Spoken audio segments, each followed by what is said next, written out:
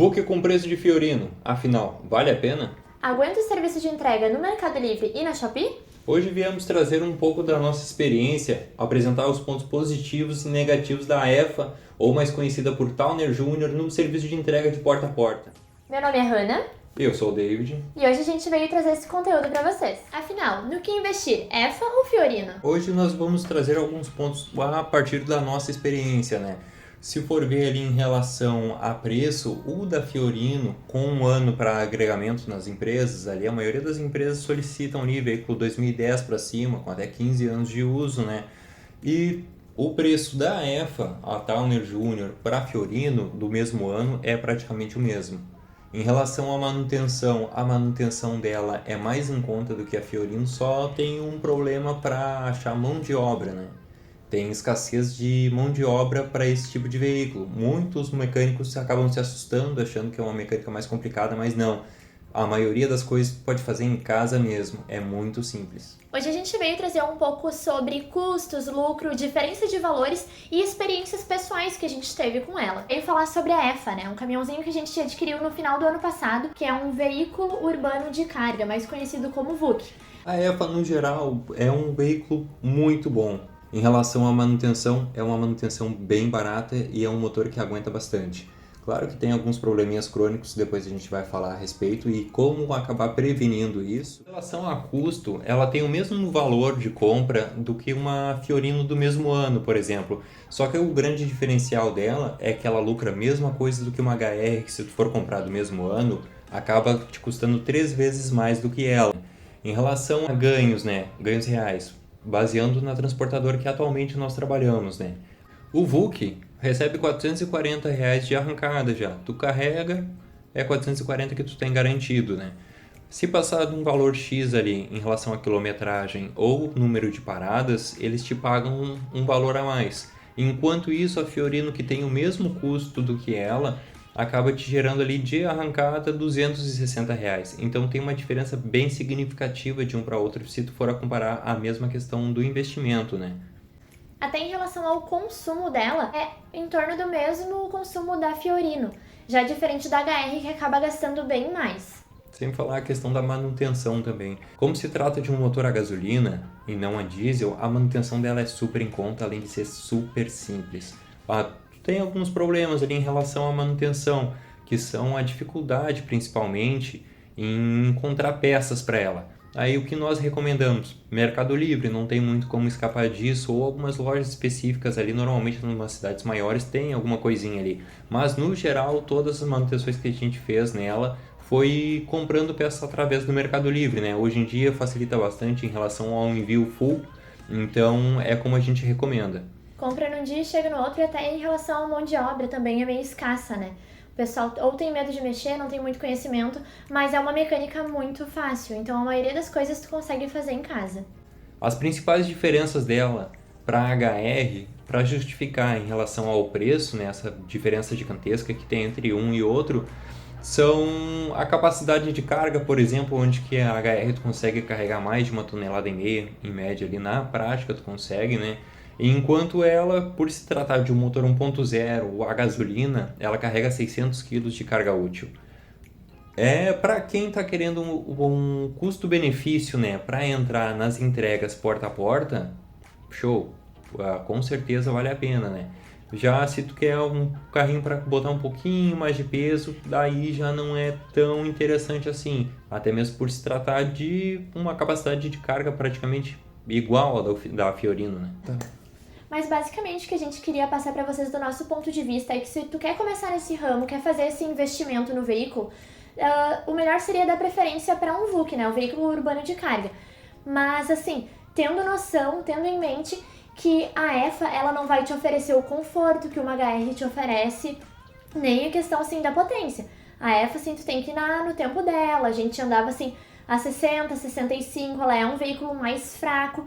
Enquanto uma HR, assim, tu pode tocar 80 direto e tranquilo que ela vai conseguir te proporcionar isso. Problemas crônicos dela, umas coisinhas que tu vai acabar enfrentando. A EFA, por ter um motor debaixo do banco, ela sofre bastante com problema de aquecimento, né? É uma coisa que tem que cuidar bastante. Em relação à bomba de água, por exemplo, ali, que também é um sistema bem simples, a manutenção dela, no grande geral, é um veículo que é bem frágil, entendeu? Então, se tu quer comprar para ti iniciar uma coisa, o custo-benefício, para te tirar um dinheiro bacana ali e depois estar migrando para alguma coisa melhor, 100% de certeza que é ela, sabe? Mas agora, se tu pretende comprar uma coisinha custo-benefício para botar um motorista, por exemplo, que no geral acaba que não tem o mesmo cuidado que um dono, né? Já não é mais interessante esse tipo de questão. Tem que cuidar dessa questão do aquecimento dela, tem que fazer uma preventiva no sistema de arrefecimento. Foi um problema que nós sofremos bastante. Uma dica, como ela tem esse problema crônico ali do aquecimento, que pode acabar acarretando, tem um pessoal que acaba adaptando, né? Eles colocam umas chapas ali embaixo, 2 chapas, uma de cada lado, curvando para cima para puxar o ar debaixo do veículo pro radiador. Entendeu? E isso acaba sanando ali o problema também do aquecimento. Ou até mesmo uma ventoinha auxiliar que tu consegue acionar quando tu vê que a temperatura do caminhãozinho tá subindo. Então começou a subir, tu pode acionar, ela vai ajudar a soprar ali e resfriar o motor. Um outro problema crônico que ela tem também é a questão da falta de aterramento, né? Tu vai ver que em algumas ali acaba que depois de um certo tempinho começa a dar algumas panes ali no farol, por exemplo, farolete, ou até mesmo no painel. Tu liga ali o farol, o ponteiro da temperatura, por exemplo, sobe um pouquinho. Aí tu liga ali o farol alto, ele sobe mais um pouco. Tu desliga, ele desce. Aquilo ali é tudo por conta da falta de aterramento. Tem bastante gente que acaba achando que é uma loucura elétrica, alguma coisa super grave, mas não. Tu desmontando ali, dando uma olhadinha, uma limpadinha, ou botando um aterramento auxiliar, já sana o teu problema. Tu não precisa levar em elétrica nem nada, só tem que ter um pouquinho de paciência. É igual a gente comentou, a mecânica dela é bem simples, então a maioria das coisas tu consegue resolver em casa mesmo. Para quem tem um pouquinho mais de noção aí com motores, carros, etc., dá para simplificar ela. É como se fosse um motor CHT com uma injeção eletrônica super simples. Então não tem mistério nenhum, para quem conhece sabe. Outra coisa que tem que cuidar, as pessoas falam que a caixa dela é uma caixa de câmbio problemática, que é uma caixa de câmbio simples, né? Não é bem assim. Tu mantendo a troca de óleo, por exemplo, em dia e cuidando ali em relação às trocas de marcha, o que acontece? Ela tem um problema que ela tranca a caixa, né? Aconteceu uma vez com a gente, né? Uma vez estava saindo do pedágio, primeira, daí botei a segunda, aí quando eu fui botar a terceira marcha, ela não quis entrar. Eu dei uma forçadinha a mais para entrar, coisa leve, e ela entrou. Só que quando eu fui tentar botar a quarta, ela já não saía mais, ela trancou na terceira e não saía. Aí chamamos o guincho, viemos para casa, eu desmontei a caixa, dei uma olhada. O sistema dela é muito simples e delicado. Então, se tu vai forçar, se tu vai tentar ir contra ela ali, ela vai acabar trancando. Mantendo a manutenção preventiva em dia e tendo a paciência de saber que tu não tem como forçar isso, tu não vai ter problema com a caixa. Ela não vai quebrar, não vai te deixar na mão. É super tranquilo em relação a isso. O motor dela, motor 1.0. Então a gente já sabe que economia pelo menos tu vai ter. Só que em relação à eficiência é outros 500.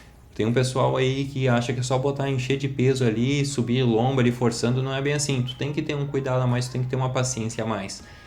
Viu que ela deu uma sofridinha, reduz uma marcha, se precisar reduz outra. A gente já cansou de subir lomba em primeira, segunda marcha ali, entendeu? Para não forçar, para não ter problema com o aquecimento, com a questão do esforço do motor, entendeu? Então são coisas que dá para evitar. É um veículo sensível, então assim, cuidado com troca de marchas com ela, ou a questão do que o David tinha comentado, do motor dela sair embaixo do banco, ter esses problemas de aquecimento, mas tem muita coisa que dá pra adaptar no motor dela.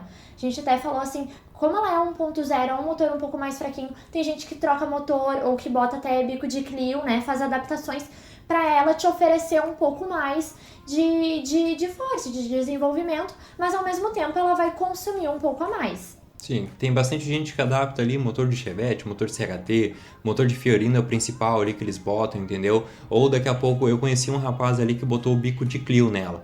Ela entregava uma potência bacana, para 1.0, né? Entregava uma potência bacana, só que em relação ao consumo, aumentou. Tiçando um pouco a questão das lombas, por exemplo, ali, ela acaba te trazendo um pouco mais de confiança. Só que se tu tá querendo economizar mesmo e ter um lucro bacana, o ideal é manter a originalidade dela, né?